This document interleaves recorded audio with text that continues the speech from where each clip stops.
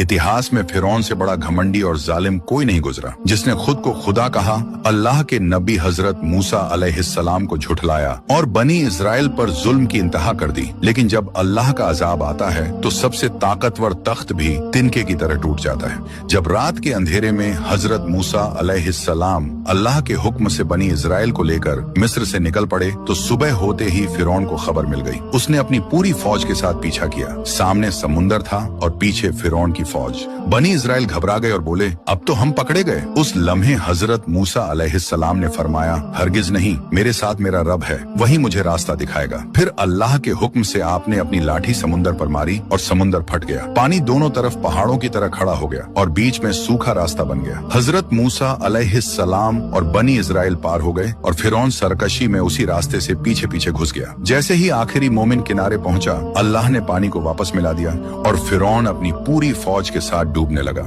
जब फिरौन ने मौत को सामने देखा तो बोला, मैं ईमान लाया कि कोई माबूद नहीं सिवाय उसके जिस पर बनी इजराइल ईमान लाए और मैं फरमाबरदारों में से हूँ। हदीस की रिवायत में आता है कि उस वक्त हजरत जिब्रील अलैहिस्सलाम ने समुंदर की कीचड़ फिरौन के मुंह में डाल दी, इस डर से कि कहीं वो कलमा न पढ़ ले और अल्लाह की रहमत उसे ढांप ना ले। ये बात हदीस की रिवायत में बयान हुई है और उल्मा ने इसे अल्लाह के इंसाफ और हिकमत की तशरीह बताया है, क्योंकि फिरौन का यह ईमान मजबूरी का था, ना कि दिल से तौबा। कुरान साफ कहता है कि जब अजाब सामने आ जाए उस वक्त का ईमान कबूल नहीं होता। ये वाकया हमें सिखाता है कि अल्लाह की रहमत बहुत वसीया है, मगर जिंदगी भर हक को ठुकराने के बाद आखिरी सांस में किया गया ईमान ना तो तौबा कहलाता है और ना ही निजात की जमानत बनता है। आज अगर दिल धड़क रहा है, सांस चल रही है और सजदा मुमकिन है, तो यही वक्त है अपने रब की तरफ पलटने का, क्योंकि फिरौन को भी डूबते वक्त सच समझ आ गया था, मगर तब तक बहुत देर हो चुकी थी।